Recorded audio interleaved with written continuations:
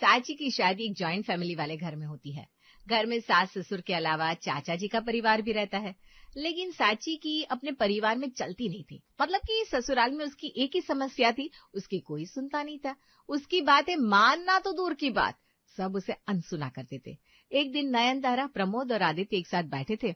घर में एसी की सर्विसिंग की बात चल रही थी। आदित्य बेटा, मेरे कमरे का एसी काम नहीं कर रहा है, मैकेनिक को बुलवा कर उसे दिखा दे जरा। गर्मियां शुरू होने से पहले मैंने दोनों कमरों की एसी की सर्विसिंग करवा दी थी और उनमें गैस भी भरवा दिया था। अब एसी को क्या हो गया? जाने क्या हुआ है बेटा, तू एक बार मैकेनिक को फोन तो कर।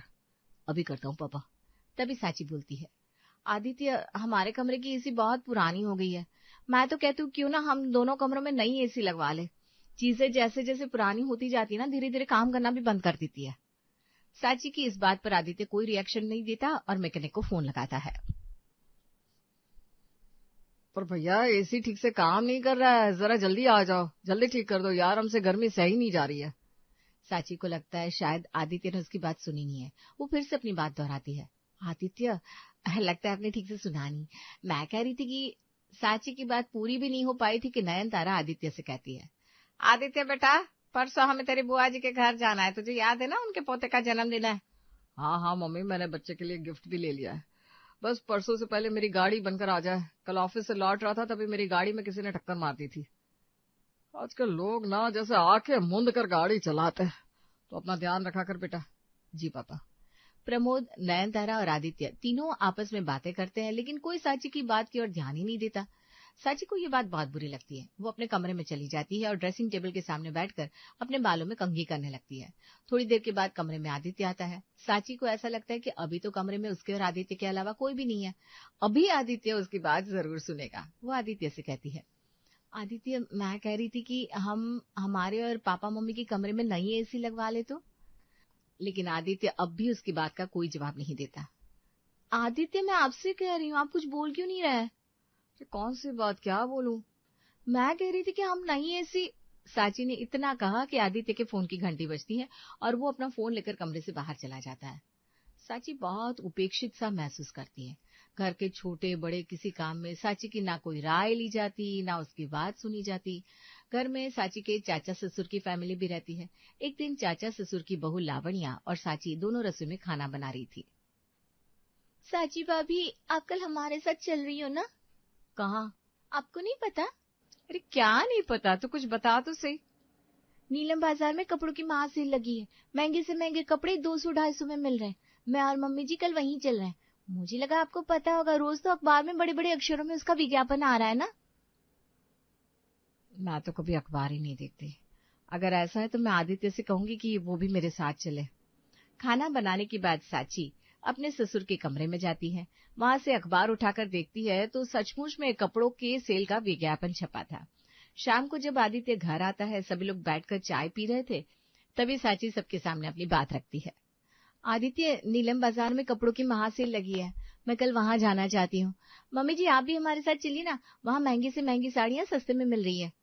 लेकिन कपड़ों की सेल और सस्ती साड़ी का नाम सुनने के बाद भी ना तो नयनतारा साची की बात का कोई जवाब देती है, ना ही आदित्य। और इसी बीच प्रमोद आदित्य के प्रमोशन की बात छेड़ देता है। आदित्य बेटा, तेरे प्रमोशन का क्या हुआ? मार्च में नहीं हुआ? तूने कहा था 2-4 महीने बाद होगी। पापा, बॉस ने कहा कि अगले महीने सबकी प्रमोशन होगी। मेरी प्रमोशन भी तभी होगी। तेरे प्रमोशन पर मैं सबको पार्टी दूंगी, नाते रिश्तेदार सबको बुलाऊंगी। साची बहू, तो भी अपने मायके वालों को बुला लेना। साची हंसते हुए कहती है, हाँ मम्मी जी जरूर बुलाऊंगी। मैं तो सबको चीख चीख कर बताऊंगी कि आदित्य का प्रमोशन हुआ है। वैसे मम्मी जी मैं ये पूछ रही थी कि कल नीलम बाजार चलोगी ना आप? नयनतारा इस बार भी साची की बात का कोई जवाब नहीं देती और अपनी देवरानी वसुधा से बातें करने लगती है। वसुधा? जी भाभी। तेरी भाभी का पैर फ्रैक्चर हो गया था, अब कैसी है वो? जी ठीक ही है, पैर से प्लास्टर तो उतर गया है, लेकिन अभी फिजियोथेरेपिस्ट के पास जाना पड़ता है। तभी वसुधा की बहू लावण्या वहां आती है। मम्मी जी रात के खाने में क्या बनाऊं? अब मुझसे क्या पूछ रही है, अपनी बड़ी मम्मी से पूछ। लावण्या बहू, तेरा जो खाने का मन है बना ले, हमसे मत पूछ। तू जो बनाती है सब अच्छा ही बनाती है। बड़ी मम्मी जी मैंने सुबह राजमा भिगोए थे, राजमा चावल बना लो। अरे ये भी कोई पूछने वाली बात है, जा बना ले। साची भाभी चलो हम खाना बना लेते हैं। चल लावण्या, वैसे भी यहाँ मुझसे कोई बात ही नहीं करता, शायद मेरी जगह रसोई में ही है। साची लावण्या के साथ रसोई में चली जाती है और उसके साथ मिलकर खाना बनाने लगती है, लेकिन उसके मन में एक ही बात घूम रही थी। लावण्या की बात का जवाब चाची जी ने भी दिया और मम्मी जी ने भी दिया। मेरी बात सुनने और मानने में इन्हें हो क्या जाता है? देखो, लावण्या की बात मानकर चाची जी कल इसके साथ नीलम मार्केट भी जा रही है, और यही बात मैं आदित्य और मम्मी जी के सामने कहती रह गई, लेकिन दोनों में से किसी ने मेरी बात नहीं सुनी। इसी तरह से एक दिन साची अपने ससुर जी के पास ये सोचकर जाती है कि शायद ससुर जी उसकी बात सुन लेंगे। पापा जी। साची बहू, क्या हुआ? पापा जी, वो क्या बात है बहू, संकोच क्यों कर रही है? आजा, बैठ जा मेरे पास। साची चेयर पर बैठ जाती है। बताओ क्या बात है? पापा जी, मैं कह रही थी मुझे कुछ पैसों की जरूरत है। आदित्य से मैंने पैसे मांगे तो उन्होंने मेरी बात अनसुनी कर दी। साची ने इतना कहा ही था कि वहां नयनतारा आ जाती है। कुछ सुना आपने? क्या? अरे, हमारी पड़ोसी मंगला जी है ना, उनकी बेटी की विदेश में नौकरी लग गई है। ओहो, मंगला जी की बेटी शालिनी, वो तो काफी होनहार लड़की है, बहुत संस्कारी भी है। हमें उनके घर जाकर उन्हें बधाई देनी चाहिए। हाँ तो चलो, अभी चलते हैं। ऐसे ही जाओगे? कुछ मिठाई वगैरह ले लेते हैं, बधाई देने के लिए खाली हाथ कौन जाता है? अरे नहीं भाई, खाली हाथ नहीं जाऊंगा, अभी बाजार से मिठाई लेकर आता हूँ।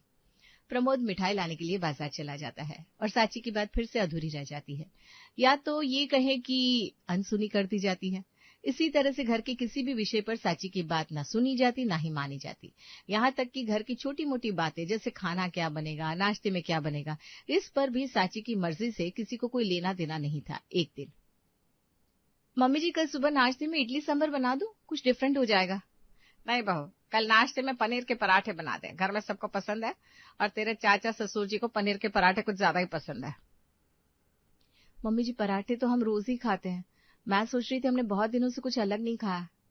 साची अपनी बात खत्म करके नयनतारा की ओर देखती है, तभी वहां वसुधा आ जाती है। क्या कर रही हो भाभी? अरे कुछ नहीं, तुम बताओ। भाभी सुनो ना, कल लावण्या के मायके वाले आ रहे हैं, मैं सोच रही थी क्यों ना सोफे पर नए कवर चढ़ा दूं और पूरे घर के पर्दे नए लगा दूं।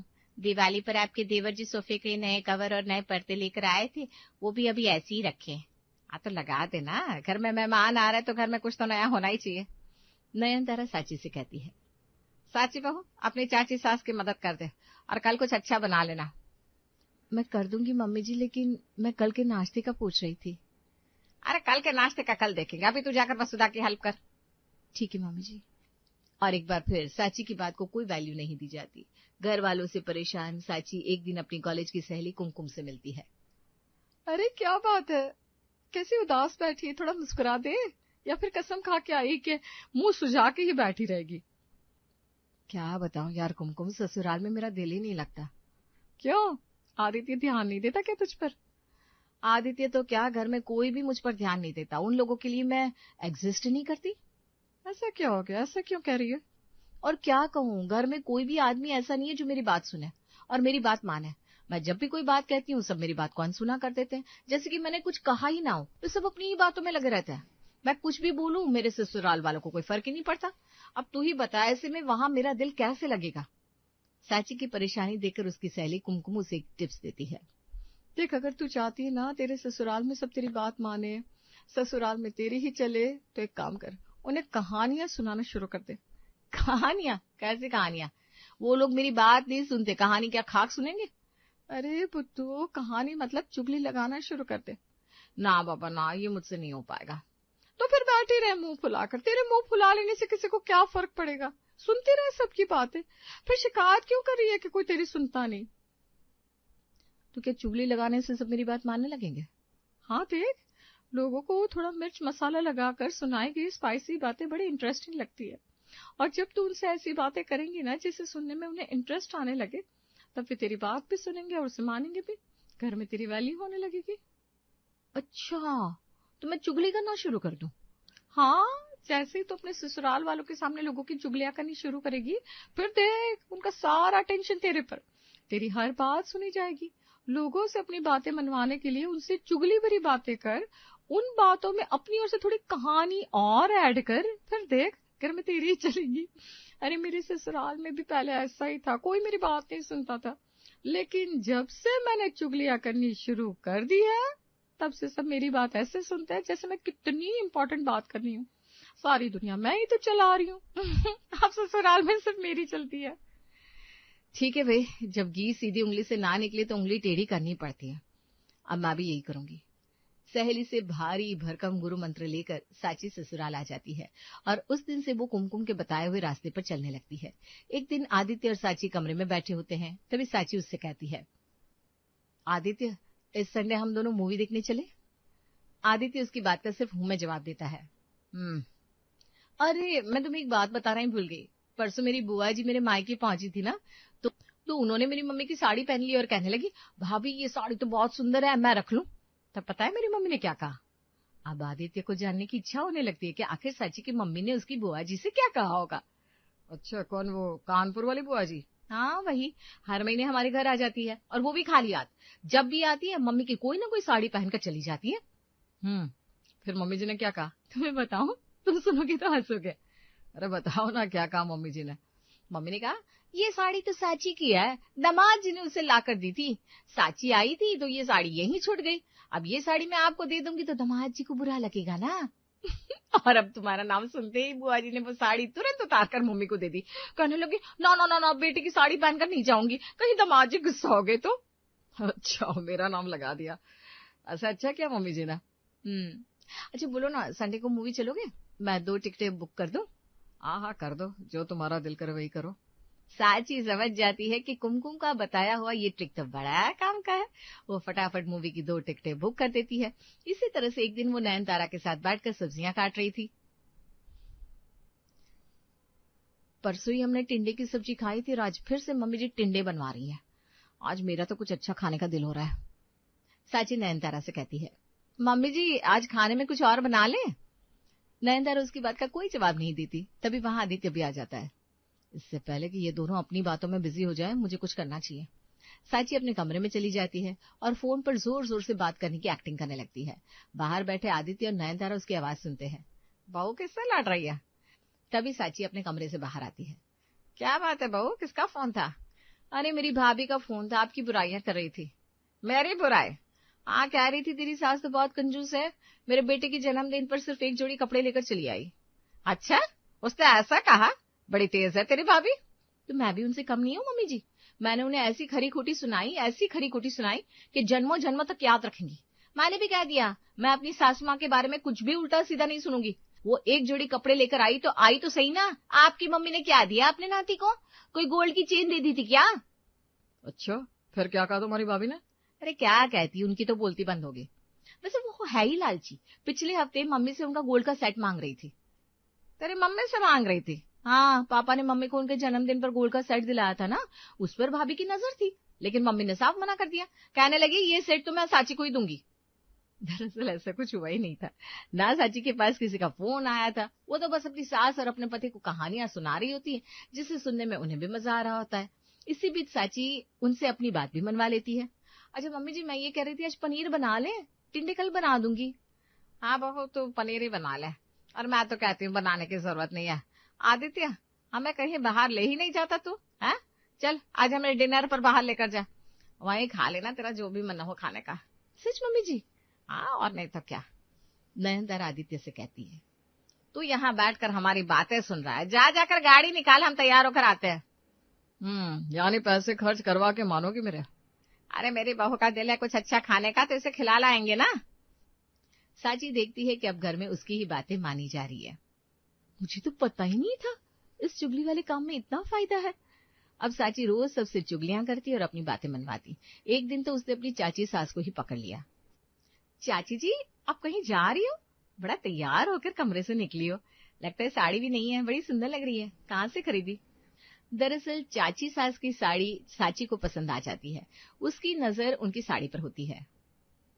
ये साड़ी तो तेरे चाचा जी ने लाकर दी थी उड़ीसा से। तभी मैं कहूँ आप इस साड़ी में इतनी खिल रही हो, चाचा जी ने जो दी है। वैसे आप जा कहाँ रही हो? अरे पड़ोस में जा रही हूँ, शांति जी के घर में मोहल्ले की कुछ औरतें आ रही है, बस यूं ही गपशप। वो शांति आंटी जो पार्क के कोने पर आती है? हाँ वही। आप उनके घर जा रही हो? नहीं चाची जी, मुझे यकीन नहीं हो रहा है। क्यों, तो ऐसे क्यों कह रही है? लगता है आपको उनके बारे में पता नहीं है। क्या नहीं पता? कोई ना, आप रहने दो, आप जाओ। अरे नहीं साची बहू, अब तू मुझे बता क्या कह रही थी, मुझे क्या पता नहीं है। अरे वो तो आपकी खूबसूरती से बहुत जलती है। मुझे शर्मा आंटी की बहू बता रही थी कि शांति आंटी आपकी बहुत बुराई करती है। आप जो अच्छी अच्छी साड़ियां पहनकर उनके घर जाया करती ना, उसी पर वो किसी से कह रही थी, वो सुधा जी को अपनी उम्र का जरा भी लिहाज नहीं है, इस उम्र में भी जवान लड़कियों की जैसे लाल पीले रंग बिरंगे कपड़े पहनकर भटकती फिरती है। आपको वो बूढ़ी गोड़ी लाल लगाम कह रही थी। आहा, इतना सुनते ही वसुधा को बहुत तेज गुस्सा आ जाता है। अच्छा, शांति ने मेरे बारे में ऐसा कहा, मैं अभी उसे बताती हूँ। वो मेरे बारे में ऐसा कैसे कह सकती है, मेरी मर्जी मैं कुछ भी पहनूं। वसुधा शांति के घर जाने लगती है। चाची जी, चाची जी, रुक जाए रुक जाए, ऐसे लोगों के मुंह लगना आपको शोभा देता है क्या? अरे वो जलती है आपसे, बोलने दीजिए ना। साची को लगता है कि उसने चुगली में कुछ ज्यादा ही नमक मिर्च डाल दिया है। वो वसुधा को समझाती है और फिर उसे रोक लेती है। ठीक है बहू, बस तेरे कहने पर मैं नहीं जा रही हूँ उसके पास। चाची जी, आप बैठिए, मैं आपके लिए चाय बना कर लाती हूँ। वसुधा अपने कमरे में जाकर बैठ जाती है। थोड़ी देर के बाद साची चाय लेकर उसके कमरे में आती है। वो देखती है वसुधा ने साड़ी चेंज कर ली है और जो साड़ी उसे पहन रखी थी उसे वो साची को दे देती है। साची बहू, तुझे ये साड़ी बहुत पसंद है ना, ये तू रख ले। अरे नहीं नहीं चाची जी, इसकी क्या जरूरत थी? जरूरत कैसे नहीं, तू भी तो मेरी बहू है। मेरी चीजों पर तेरा भी उतना ही अधिकार है जितना लावण्या का है। हाय, एक चुगली से इतना फायदा। थैंक यू कुमकुम, तेरी वजह से मेरी तो लॉटरी पर लॉटरी लग रही है। अरे वाह माँ, आज तो मजा ही आ गया। सुबह सुबह गरम गरम आलू के पराठे। आपको कैसे पता कि मुझे आलू के पराठे खाने थे आज? मैं तो सोच ही रहा था कि आज माँ को बोलूंगा कि पराठे बना दे। मुझे पता है ना, जब भी बारिश का मौसम होता है तुझे दही के साथ पराठे खाने होते हैं। तो बस मैं समझ गई इसमें बोलने की क्या बात है। मैं आता हूँ फटाफट फ्रेश होकर, तब तक आप लगा दो नाश्ता। अरे वाह, आज आलू के पराठे। हाँ भाई, अब बोलने की जरूरत तो पड़ती नहीं है तुम्हें, तुम सब समझ ही जाती हो। इतने साल हो गए इस परिवार में, अगर अब भी हम एक दूसरे को ना समझे तो फिर किस काम का परिवार। हाँ सच कहा। चलो चलो, अब मुझे भी कुछ खिला दो, या सब अपने बेटे के लिए ही बनाया है। संतोष सबके लिए नाश्ता लगाती है। तभी एक रिश्ते वाली आती है। अरे वाह वाह, क्या मौके के समय में मैं आई हूँ। सब एक ही साथ मिल गए। संतोष, भाई साहब और विक्की, तू तीनों ही देख लो, ये फोटो है लड़कियों की। बताओ कितना सुंदर लगने लगा है विक्की। जरा सा था इतने साल पहले, कितना सुंदर और कितना बड़ा हो गया है। देख ले तू भी, एक से एक लड़कियां हैं। माँ पापा देख तो रहे हैं, मुझे क्या करना है? एक नजर तो मार ले। अभी मुझे शांति से पराठे खाने दो, बाद में देखूंगा। अरे इसलिए तो बोल रही हूँ, फोटो देख ले। तेरी बीवी और नए नए पकवान खिलाएगी सबको। हाँ, तब की तब देखेंगे, अभी तो आप मुझे कुछ दिन और माँ के हाथ के पराठे खाने दो। अरे शांति, तू रख फोटो, देख लेगा बाद में जब फ्री होगा तब। शांति फोटो रख कर चली जाती है और वो भी ऑफिस चला जाता है। उसके जाने के बाद संतोष एक फोटो उसके कमरे में रख देती है। विकी को भी सुबह वही लड़की पसंद आई होती है। माँ, आपको कैसे पता चला? जिस तरह से तू सुबह इस फोटो पर टिक गया था ना, मैं समझ गई थी। पापा को भी दिखा दी है, हम सब भी राजी हैं। जल्द ही विकी और सिमरन की शादी हो जाती है और सब बहुत खुश होते हैं। अगले दिन सुबह वो नहाकर बहुत जल्दी तैयार हो जाती है और सास के आगे पीछे घूमने लगती है। अरे, माँ जी को बिल्कुल भी अचंभा नहीं हो रहा कि मैंने कैसे उनके मन की बात पढ़ ली। वो चाह रही होंगी कि मैं जल्दी तैयार हो जाऊं, और मैं हो भी गई। अभी कोई और बहू होती इनकी तो उसे बोलना तो पड़ता कि तुम जल्दी तैयार हो जाना, पर मैं तो अपने आप ही हो गई। फिर भी इन्होंने बिल्कुल तारीफ नहीं की मेरी। चलो कोई बात नहीं, अभी नई नई सास बनी है ना, आदत नहीं होगी। धीरे धीरे मुंह दिखाई के लिए आस पड़ोस के लोग आने लगते हैं। माँ जी को ये आइडिया भी नहीं होगा कि मैंने उनके मन की बात पढ़ ली। पड़ोस के लोग मेरे घर से आया सामान भी देखेंगे। मैंने तो पहले ही कमरा साफ करके रखा है और सारा सामान भी सजा दिया है। अरे वाह, बहू तो बिल्कुल परी जैसी है संतोष। सामान भी खूब ही दिया है इसके मायके वालों ने। साड़ियाँ तो देखो कितनी भारी, और इतने सुंदर हीरे के सेट। थोड़ी देर में सिमरन सबके लिए नाश्ता भी ले आती है। सब खा पी कर चले जाते हैं और संतोष भी काम निपटा कर अपना टीवी देखने लगती है। शाम को जब विकी आता है, सिमरन उसे बोलती है। आपकी मम्मी कितनी अजीब है। क्यों, क्या हुआ? कुछ बोला उन्होंने? कुछ बोला तो नहीं। अब देखो मैंने कैसे उनके बिना बोले ही उनके मन की बात पढ़ ली। अपने आप जल्दी तैयार हो गई। अपने मायके से आया सारा सामान सबके सामने रख दिया और नाश्ता भी बना दिया। ये सब मैंने उनके बिना बोले किया है। हाँ, तो इसमें कौन-सी बड़ी बात है? ये तो होता ही है, सबको पता है। कोई भी बहू आती है, वो यही सब करती है। इसमें बोलने की क्या बात है? ये तो खुद की समझदारी होनी चाहिए। आप भी अपनी माँ जैसे ही हो। इतनी अच्छी बीवी मिली है ना, कद्र ही नहीं है। थोड़ी देर में जब लंच टाइम होने लगता है, सिमरन खाना बनाने जाती ही नहीं है, उल्टा बैग उठाकर शॉपिंग पर निकल जाती है। अब आएगा मजा। जब खाना नहीं बना मिलेगा ना, तब समझ आएगा कि बहू के मन पड़ने वाले गुणों को नहीं समझोगे तो फिर ऐसा ही होगा। और जितना मुझे ध्यान है, आज तो दीदी जीजाजी भी आने वाले हैं। अब जब मैं दिखूंगी ही नहीं, तब समझ में आएगा। वो बिना किसी को बताए पार्क में जाकर बैठ जाती है। थोड़ी देर में संतोष उसे देखती हुई आती है। अरे विक्की, बहू कहाँ है? मुझे तो नहीं पता, मुझे लगा आपको कुछ बताकर गई होगी। कोई बात नहीं, कुछ काम होगा, नई-नई है। बहुएँ हर चीज़ थोड़ी बोल पाती है। आ जाएगी थोड़ी देर में, पर बस तू ये बता दे, तेरी और उसकी कोई बात तो नहीं हुई ना? नहीं मम्मी, कोई बात नहीं हुई है। होनी भी नहीं चाहिए, ठीक है ना? धीरे-धीरे समझ जाएगी। चल, मैं खाना बना लेती हूँ, तेरे दीदी जीजाजी भी आने वाले हैं, आज सिमरन से मिलने। संतोष के मन में कोई शिकायत नहीं होती। वो सबके लिए पूरा खाना अकेले बना लेती है। उधर सिमरन बैठी बैठी सोच रही होती है कि मैं होती घर पर तो मन की बात पढ़कर अभी तक सबके लिए खाना बना देती। दीदी जीजाजी आने वाले होंगे। अब किसी को समझ तो आया नहीं होगा कि अच्छा अच्छा खाना बनाना होता है। घर की बेटी को 4 चीजें देनी होती है। मेरे रहते ये सब होता। मेरे ख्याल से अब आने ही वाले होंगे वो लोग। पर मैं अभी भी नहीं जाऊंगी। उनको थोड़ी मेरी कमी का एहसास होने दो, तभी जाऊंगी। उधर संतोष ने अपनी बेटी दामाद के लिए सब कर लिया होता है। अच्छे से अच्छा खाना और नेक शगुन। मम्मी, हम आ गए। अरे आओ बेटा, आइए मिहिर जी, आप बैठिए, मैं पानी लाती हूँ। मम्मी, भाभी कहाँ है? उसको कोई बहुत जरूरी काम था, वो यहीं पास में गई है बोलकर आती ही होगी। अच्छा, कोई बात नहीं, नई नई है अभी, हर चीज नहीं बोल पाती होगी। लाओ, मैं ही आती हूँ किचन में। वही बना कर गई है सब, मैंने तो बस ये सलाद काटा है। बोल रही थी कि जल्दी आ जाएगी, तेरे लिए ही सामान लेने गई है। निक्की कोई भी बात का बुरा माने बिना ही अपने आप ही पानी ले लेती है और मिहिर के लिए भी नाश्ता लगा लेती है। थोड़ी देर में सिमरन भी आ जाती है। इससे पहले कि वो कुछ भी बोले, संतोष बात संभाल लेती है। आ गई बेटा, क्या हुआ? बहुत देर लगा दी मार्केट में। चल कोई बात नहीं। अच्छा, अब जरा 5 मिनट बैठ ले, फिर मुझे बता दे तू जो भी बना कर गई थी ना, किस किस में कुछ डालना तो नहीं रह गया? ये सब देखकर और सुनकर सिमरन सोच में पड़ जाती है। सब कर तो लिया इन्होंने, पर अंदर से गुस्से में भरी बैठी होगी। अब मेरे जैसे समझदार तो है नहीं कि अपने आप सूझा हो कि बेटी आएगी तो क्या क्या करना होता है। किसी से पूछा ही होगा और तब हड़बड़ी में काम किया होगा। इनके जाते ही चिल्लाएंगी जरूर कि मुझे नहीं आती मन की बात पढ़ना, पर तुम्हें तो आती थी, मुझे बताकर जाती कि क्या करना है। अरे क्या सोच रही हो भाभी? आओ ना, बैठो। अपने ही हाथ का बना हुआ नाश्ता चख तो लो, हमने तो खा लिया और सच बताऊं बहुत ही स्वादिष्ट बना है। आइए ना भाभी, बैठिए।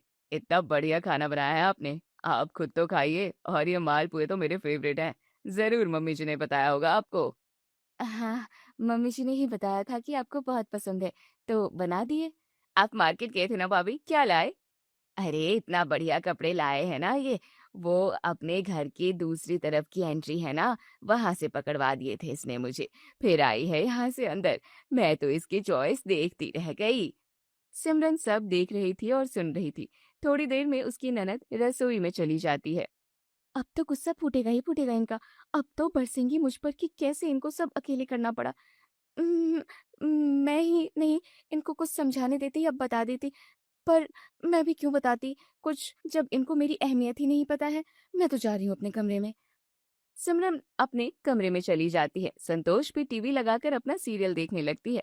विकी अपना काम करने लगता है। शाम को सिमरन, चाय नहीं पियोगी? चाय पियोगी या कॉफी? क्या पियोगी बता दो। चाय ही। तो ठीक है, मैं बना लेती हूँ सबके लिए। सब चाय कॉफी पीकर अपने अपने कामों में लग जाते हैं। रात को आप और आपकी मम्मी मुझसे गुस्सा नहीं है? क्यों गुस्सा क्यों होंगे? कुछ हुआ है क्या? वो मैं थी नहीं ना घर पर, मम्मी जी को कोई बताने वाला नहीं था कि ननद के लिए क्या-क्या करना होता है। जैसे मुझे तो समझ आ जाता है कि क्या-क्या करना होता है। मुझ में थोड़ा हुनर है चीज़ों को समझने का। मैं बचपन से ही मन की बात पढ़ लेती हूँ। मेरे पापा और बाकी सब घरवाले तो इतना आश्चर्य करते थे मुझ पे कि कैसे समझ में आ जाता है। मैं नहीं थी तो उन्होंने जिससे भी पूछकर किया वैसे ठीक ही कर दिया। किसी से तो पूछा ही होगा। हाँ, जिससे भी पूछा होगा ठीक ही कर लिया। आगे से तुमसे पूछ लेंगे। तुम्हें सब समझ आता है ना? हमें नहीं आता इतना। हाँ, वही तो मैं समझा रही हूँ कब से। हर किसी में ये हुनर नहीं होता जो मुझ में है। अब मैं बार-बार खुद की क्या तारीफ करूँ? विकी समझदार होता है। उसे तो पता ही होता है कि ये सब किया जाता है, पर सिमरन का मन रखने के लिए वो उसकी हाँ में हाँ मिलाकर तारीफ कर देता है। अगले दिन सुबह। जी सर, मैं बस आ ही रहा हूँ। थोड़ा काम बाकी है, 5 मिनट में निकलता हूँ। सिमरन सब सुन रही होती है। वो लंच के साथ उसका नाश्ता भी पैक कर देती है। वो कार में उसका बैग रखने जाती है तो देखती है कार पंचर पड़ी है। वो कैब बुक कर देती है। कोई और होता तो उसे ये सब समझ नहीं आता कि क्या करना है। अब ये तो मैं हूँ जो समझ गई कि नाश्ते का टाइम नहीं है तो पैक कर दिया। ऑफिस में ही खाएंगे और कार की जगह अब कैब से ही जाएंगे। विकी जल्दी में होता है, कैब में बैठता है और ऑफिस चला जाता है। अजीब ही है इस घर के लोग वैसे। एक थैंक यू तक नहीं बोला। चलो, अभी तो जल्दी में थे, हो सकता है आकर बोल दे। विकी चला गया।